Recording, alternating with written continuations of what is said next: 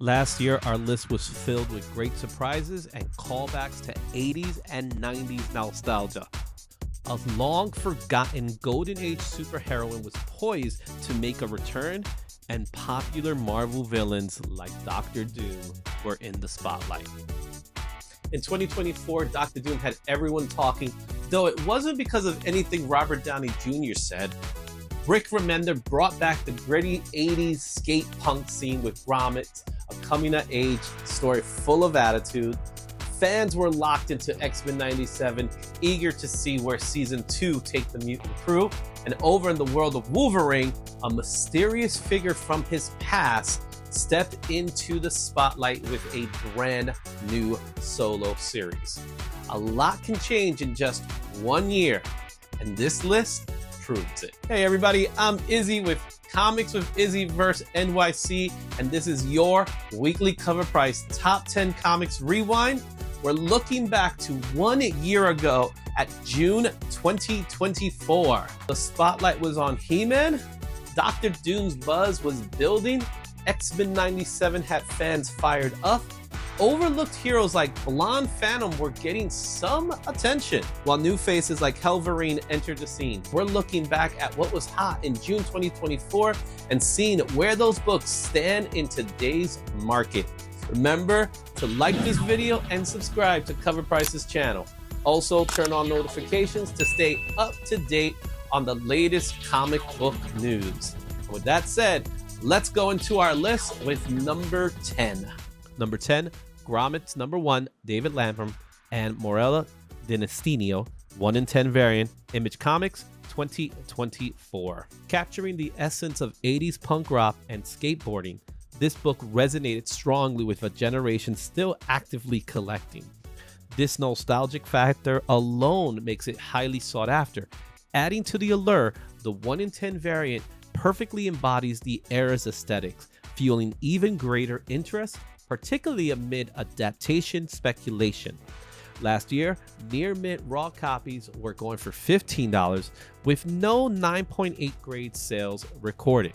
Currently, near mint raw copies command prices as high as $80, and a 9.8 graded copy has surfaced at $200.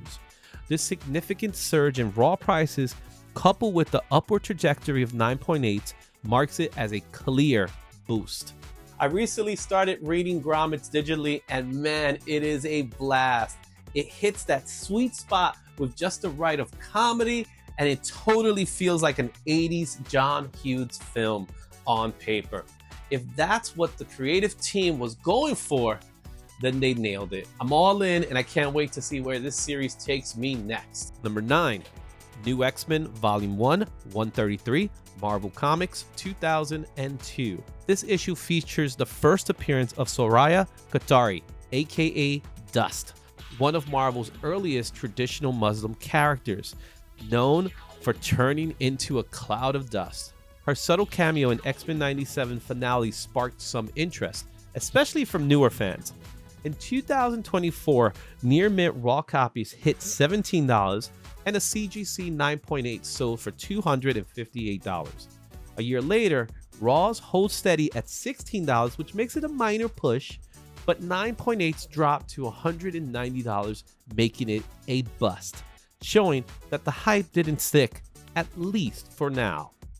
For those of us who watched X-Men animated series in the 90s, cameos were nothing new. We saw everyone from Deadpool to Doctor Strange. We even got a cameo from Howard the Duck. And that's all they were, quick appearances. Now, I'm not saying Dust won't show up in X-Men 97 Season 2, but I'm not on the creative team to tell you what it is, so who knows? But realistically, the chances of her becoming a main character are pretty slim. Number 8. All Select Comics 70th Anniversary Special, number 1, Marvel Comics, 2009. While nothing was officially confirmed, the rumor mill was buzzing in 2024. Word spread that Marvel was developing a Blonde Phantom series for Disney+, with names like Taylor Swift and Sydney Sweeney rumored to play Louise Mason. In response, collectors rushed to grab the most accessible modern key tied to the Golden Age character.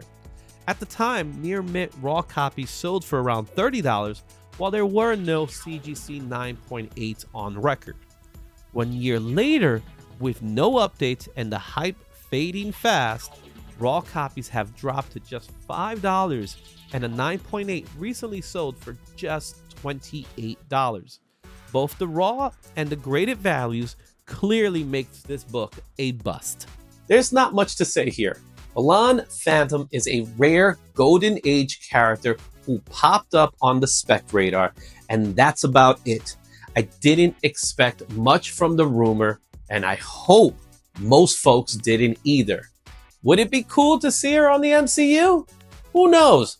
But let's not hold our breaths. Number 7, Blood Hunt Red Band Edition, Logan Ludera, Crime Suspense Story 16 Homage, 1 in 25 variant, Marvel Comics, 2024. Blood Hunt launched strong, boosted by Golden Age horror homage variants. Issue 2 features a striking 1 in 25 Wolverine cover that matched the series' brutal tone. But things soured when Marvel re-released the variant as a bonus incentive, frustrating collectors who felt it killed the rarity. Forums lit up with backlash, calling it a hit to perceived value. A year ago, near mint raw copies hit $172 and peaked at $300, with 9.8s later reaching $250. Today, raws are down to $12, and a 9.8 sold for just $72. Both are clear bust. Last year, Blood Hunt grabbed attention with its classic homages to EC Comics and the pre-Code Horror era. But how was the actual story? Was it a must-read? Unfortunately, not really. Now, you can pick up those cool homage covers for a lot less than they were when they first came out. So I guess that's a positive side. Number 6, Helverine number 1, the Joshua Casaria spoiler variant, Marvel Comics, 2024. Helverine 36 surprised fans with Helverine's first appearance, sparking strong pre-orders and hype, especially for the Joshua Casaria striking spoiler variant. Back then, near mint raws sold for $20 and 9.8s for $75. Now that excitement have cooled down, raw copies are just $7 and the 9.8s are averaging around $38. Despite Helverine's potential, this book is clear a bust 1 year later. Helverine was definitely one of last year's hottest new characters.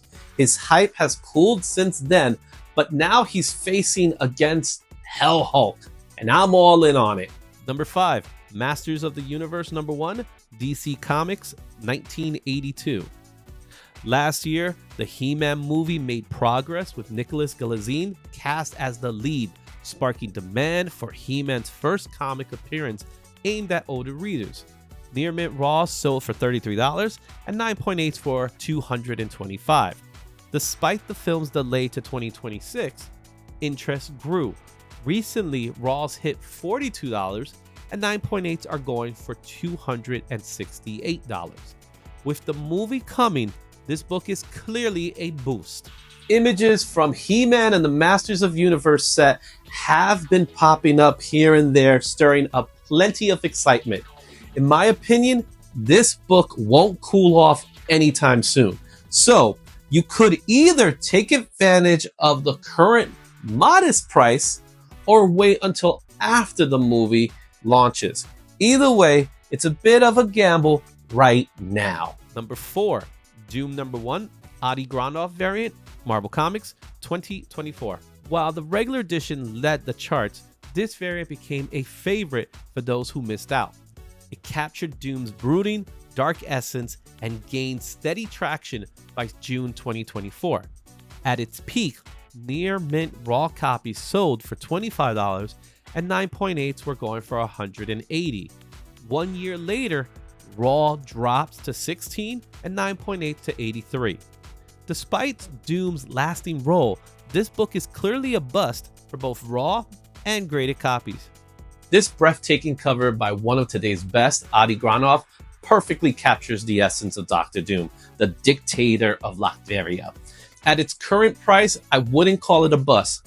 Rather, it's a great opportunity to grab an awesome comic at an awesome price. Number 3, Sonic the Hedgehog 69, the Natalie Fordrain cover RI 1 in 10 variant, IDW 2024.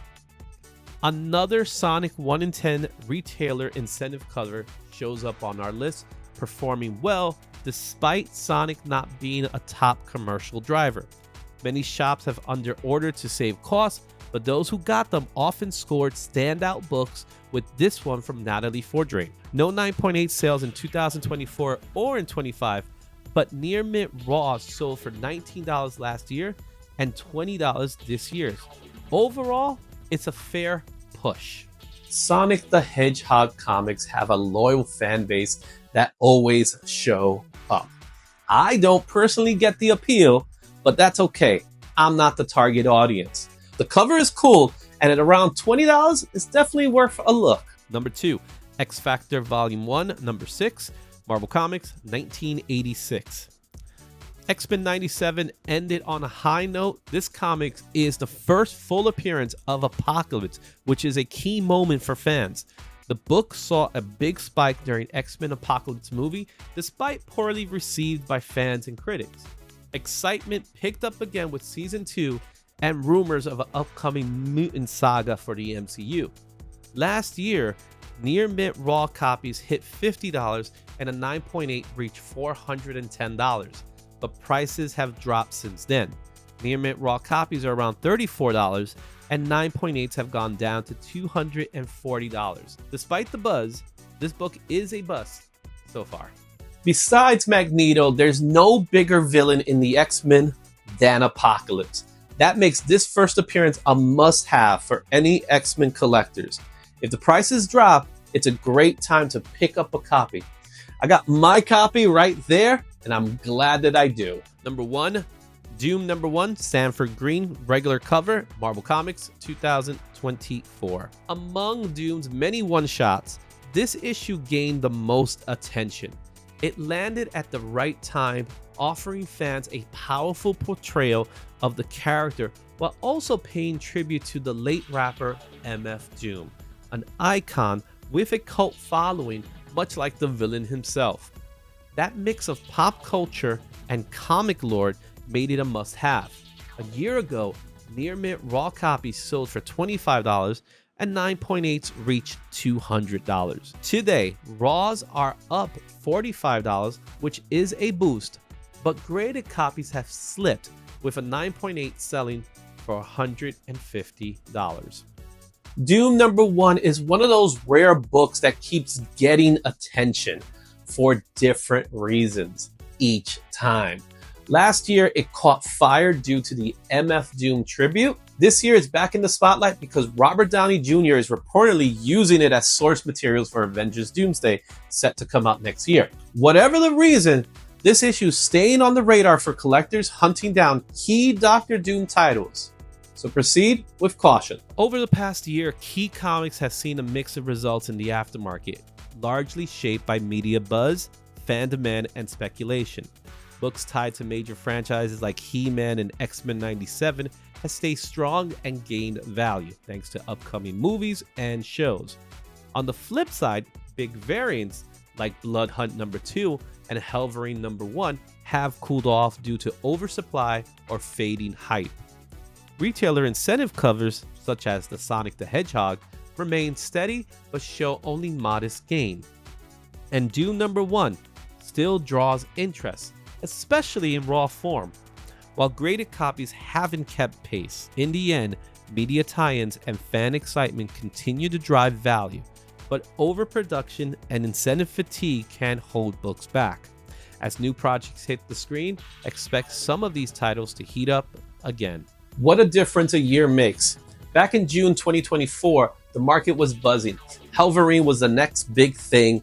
Blood Hunt had everyone talking, and even a whisper of Blonde Phantom was enough to move books. Fast forward to now, and many of those same titles have cooled off or faded completely from collectors' conversations. On the flip side, books featuring He-Man or X-Men have proven they got staying power, especially with the momentum behind new shows and films. And then there's Doom. Last year, it was hot because of a rap legend, and this year, it's hot because of MCU and Robert Downey Jr. This list isn't just about winners or losers, it's a reminder that the comic market moves fast. Hype fades, rumors shift, and value rises or falls depending on timing, patience, and sometimes just plain luck. I hope you enjoy looking back at the top 10 of June 2024. Please take a second to like, subscribe, and visit the Covrprice YouTube channel for more weekly content that includes the top 10 comics, the Shaker Report, and comics covered with our co-founders, Matt and John. And don't forget to make sure to check out covrprice.com to see what's on their current top 10 list and the various trending movers and shakers. And don't forget, for comic talk from someone who collects, reads, and creates, check out Comics with IzzyVerseNYC. I cover the latest trends, comic culture, and I go to conventions every so often. You can also find me on social media by searching IzzyVerseNYC. And if you catch me at a con, don't be shy, say hi. I'm always down to talk comics. Until next time, Excelsior.